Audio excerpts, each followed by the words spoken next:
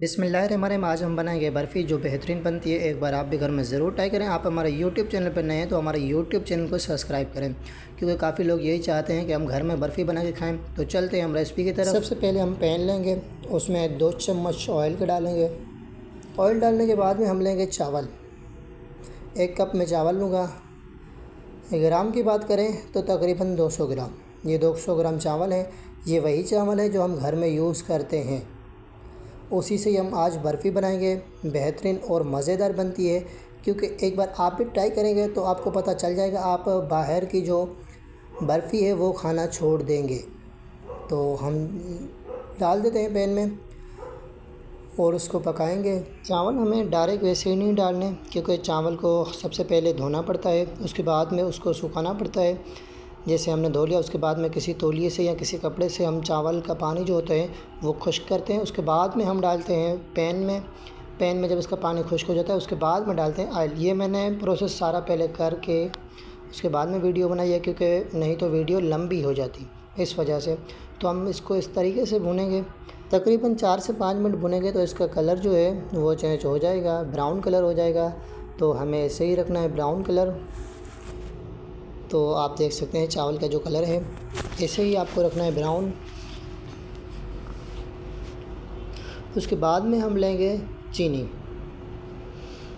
चावलों को उतार के उसके बाद में दूसरा पैन रखेंगे, कढ़ाई रखेंगे, उसमें डालेंगे चीनी आधा कप, तकरीबन 100 ग्राम या 120 ग्राम, इतनी चीनी होगी। चीनी डालने के बाद हम इसको हल्की आंच पे छोड़ देंगे। तकरीबन 1 से 2 मिनट में ये जो है चीनी गर्म होना स्टार्ट हो जाएगी, क्योंकि इसको पहले नहीं चलाना। देख सकते हैं तो ये चीनी जो है ये गलना स्टार्ट हो गई है। इसमें पानी भी नहीं डालना। जब इस हद तक चीनी आएगी फिर इसको हम आस्ता आस्ता चलाएँगे इस तरीके से, क्योंकि हम इसको ज़्यादा भी नहीं चलाएँगे, जल जाएगी। चीनी जल गई तो फिर हम जो बर्फ़ी बना रहे हैं उसमें से जलने की खुशबू आएगी, क्योंकि फिर जो बर्फ़ी का स्वाद है वो अच्छा नहीं होगा। आपको ये सही चलाना है। जब इस हद तक चीनी आ जाए, मेल्ट हो जाए, उसके बाद में हम डालेंगे दूध 1 गिलास। वो भी थोड़ा थोड़ा करके हम डालेंगे, एकदम सारा नहीं डालेंगे, थोड़ा थोड़ा दूध करके डालेंगे और मिलाते रहेंगे। इसी तरीके से आप भी करें जैसे मैं ही कर रहा हूँ।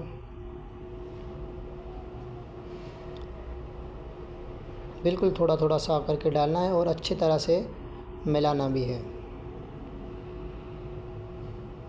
इसी तरीके से, इसी प्रोसेस से आपको भी दूध डालना है, क्योंकि हमें बर्फ़ी घर में बनानी है और बेहतरीन बनानी है।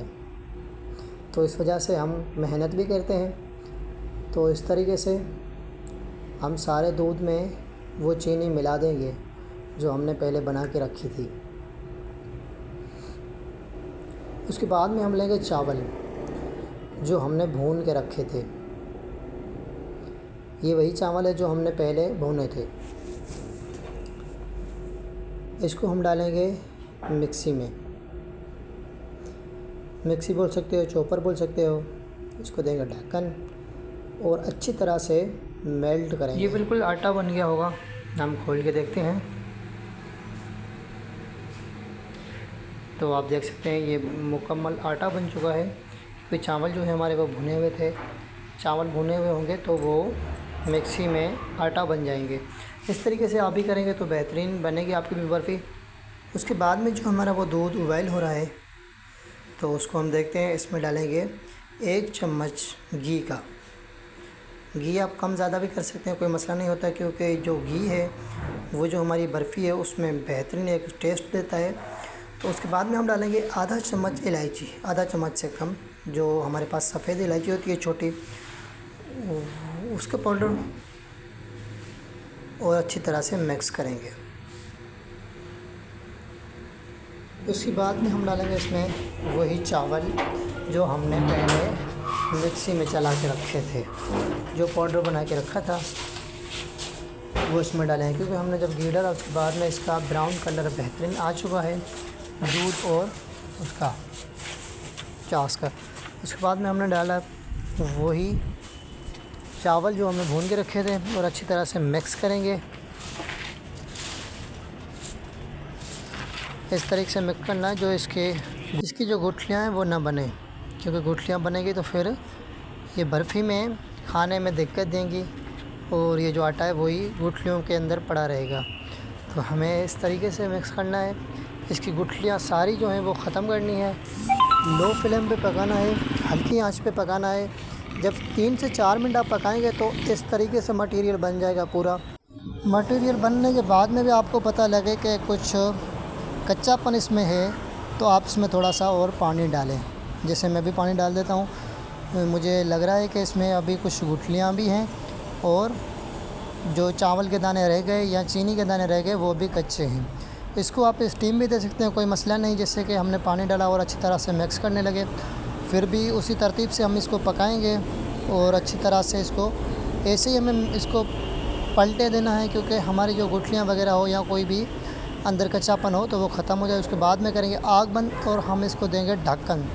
तकरीबन 5 मिनट के लिए ढक्कन देंगे और हम उठा लेंगे ट्रे। हमारे पास ट्रे हो या कोई भी प्लेट वगैरह हो तो उसमें हम डालेंगे, इस तरीके से हो, उसमें डालेंगे ऑयल का पूरा ग्रीस करेंगे अंदर। 5 मिनट बन जाने के बाद में हम खोलेंगे ढक्कन। उसके बाद में हम डालेंगे इसी ट्रे में डालने के बाद में हम हाथों की मदद से फैलाएंगे। आपके पास कोई भी प्लेटर है या कोई भी ट्रे है या कोई भी ऐसे सांचा है, उसमें आप इस तरीके से मुकम्मल सेट करेंगे। उसके बाद में हम ड्राई फ्रूट कोई भी है हमारे पास, बादाम है, अखरोट हैं, काजू हैं, जो भी हैं उसकी कटिंग करेंगे और इसके ऊपर गार्निशिंग करेंगे।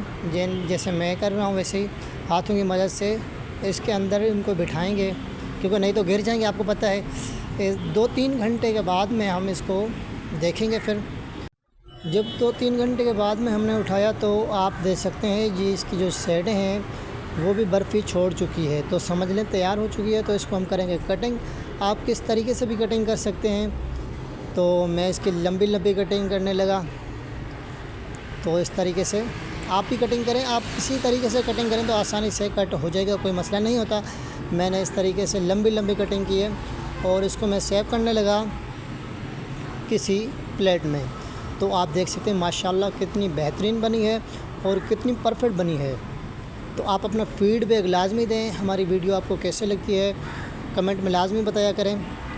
तो जज़ाकल्लाह, मिलते हैं एक नई वीडियो में, तब तक अपना ख्याल रखें। अल्लाह हाफ़िज़।